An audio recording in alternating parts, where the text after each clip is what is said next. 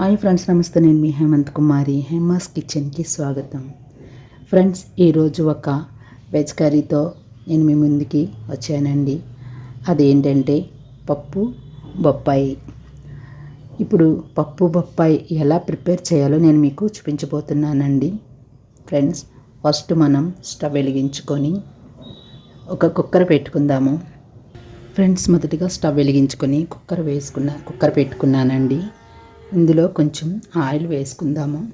ఎక్కువ అవసరం లేదండి, కొంచెం ఒక చెంచా వేసుకున్నాం కదా. ఇందులో పెసరపప్పు కాసేపు వేయించుకుందాము. ఎందుకంటే ఈ కర్రీకి పెసరపప్పు వేయించుకుంటేనే బాగుంటుంది. కొంచెం స్మెల్ వచ్చే వరకు మనం పెసరపప్పును వేయించుకుందాము. ఎక్కువ నూనె పడదండి, ఒక చెంచా సరిపోతుంది. ఇది పెసరపప్పు అండి. పెసరపప్పుతో చేసుకుంటేనే ఈ కర్రీ బాగుంటుంది. పప్పు వేగింది కదా, ఇందులో బొప్పాయి ముక్కలు వేసుకుందాము. పప్పు వేగింది కదా, ఇప్పుడు ఇందులో బొప్పాయి ముక్కలు సన్నగా, బొప్పాయి శుభ్రంగా, అది కాయ అయితే బాగుంటుందండి. బొప్పాయి శుభ్రంగా తొక్క తీసుకొని కడుక్కొని చిన్న చిన్న ముక్కలుగా కట్ చేసుకొని తెచ్చుకున్నాను. అది వేసుకుందాము.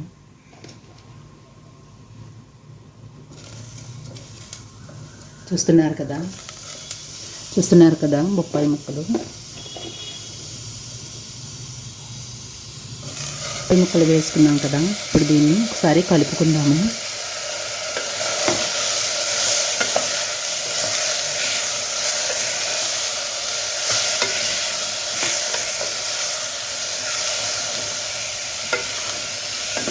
ఇప్పుడు కొంచెం పసుపు వేసుకొని, కొంచెం వాటర్ వేసుకొని మూత పెట్టుకుందాము.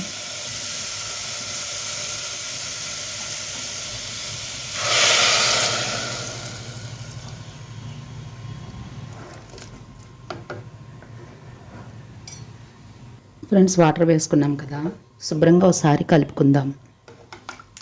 ఉడికినాక మిగతా ప్రాసెస్ చూద్దాము.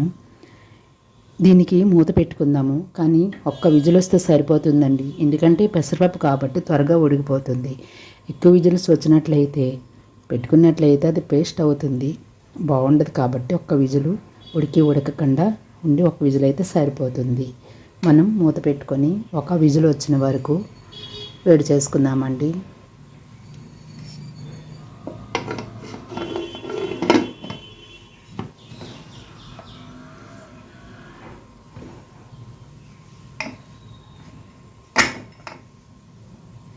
ఓకే ఫ్రెండ్స్, ఉడికించుకుందామా ఒక విజిల్ వచ్చిన వరకు.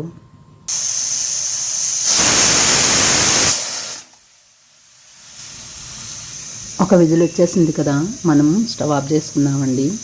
కుక్కర్ ప్రెషర్ తగ్గిన వరకు ఎదురు చూద్దాము. ఫ్రెండ్స్, చూద్దామా, కుక్కర్ చల్లారిపోయింది. మూత తీసి చూద్దాము.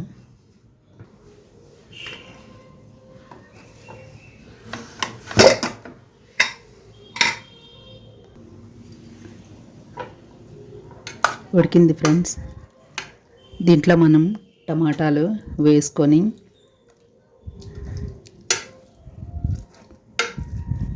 కుక్ చేసుకుందాము, తాలింపించుకుందాము. మొదటిగా స్టవ్ వెలిగించుకున్నాం కదా, ఇందులో కొంచెం ఆయిల్ వేసుకుందాము. ఆల్రెడీ కొంచెం ఉందండి. ఇందులో కొంచెం పోపులు, కరివేపాకు, ఒక ఎండుమిర్చి,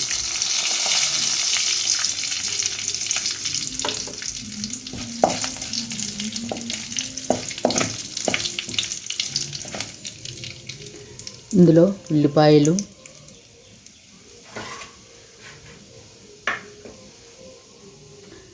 పచ్చిమిర్చి కూడా వేసుకుందాము.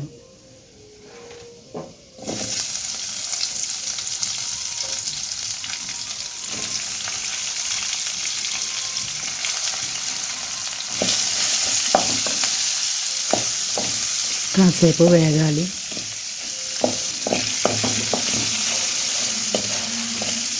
ఇందులో కొంచెం టమాటా ముక్కలు చిన్న చిన్న ముక్కలుగా కట్ చేసుకునేదండి. మరీ మెత్తగా కాదు, ఇది మిశ్రమం వేసుకుందాము.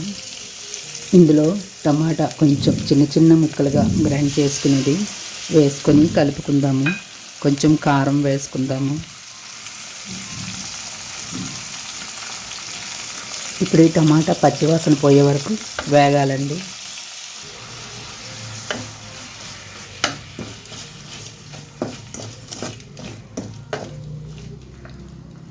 ఒక నిమిషం శుభ్రంగా పచ్చివాసన పోయే వరకు మగ్గాలి.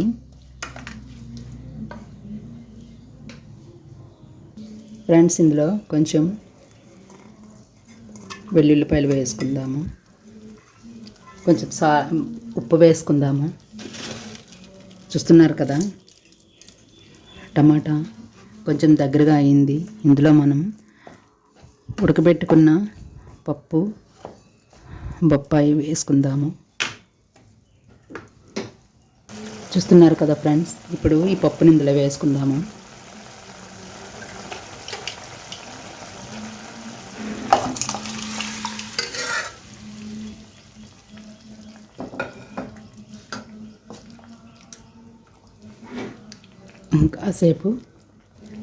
కాసేపు ఇదంతా కూడా మిక్సింగ్ అవ్వాలండి. ఈ టమాటా, ఈ పప్పు కూడా మిక్సింగ్ అవ్వాలి. ఒక నిమిషం వరకు ఉడికించుకుందాము. ఇందులో కొంచెం సాంబార్ పొడి వేసుకుందాము. కొంచెం సాంబార్ పొడి, కొంచెం కొత్తిమీర కూడా వేసుకొని మనం ఉడికించుకుందాము.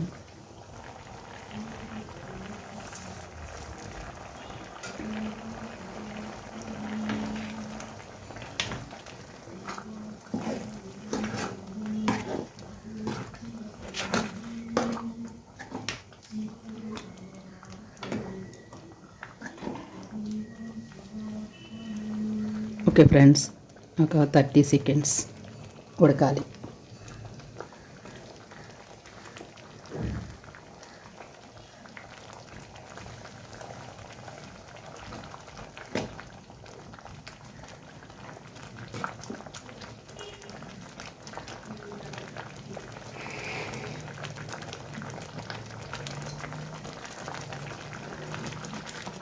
చాలా చాలా టేస్టీగా ఉందండి. ఇప్పుడు స్టవ్ ఆఫ్ చేసుకొని, ఉడికిపోయింది, స్టవ్ ఆఫ్ చేసుకొని ఒక గిన్నెలోకి తీసుకొని గార్నిష్ చేసుకుందాము.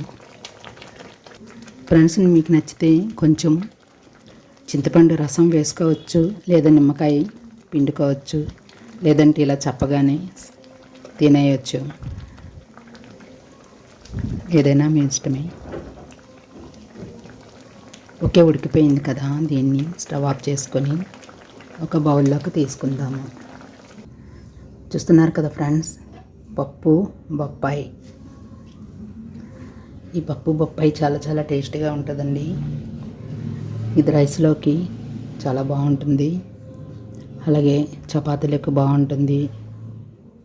నెక్స్ట్ కొబ్బరన్నంలో కూడా చాలా చాలా టేస్టీగా ఉంటుందండి. చూస్తున్నారు కదా ఫ్రెండ్స్, చాలా రుచికరమైనటువంటి పప్పు బొప్పాయి టమాటా కర్రీ. దీన్ని మీరు మీ ఇంట్లో చేసుకునే టేస్ట్ ఎలా ఉందో చూడండి. నా వీడియో కనుక నచ్చినట్లయితే లైక్ చేయండి, మీ ఫ్రెండ్స్కి షేర్ చేయండి.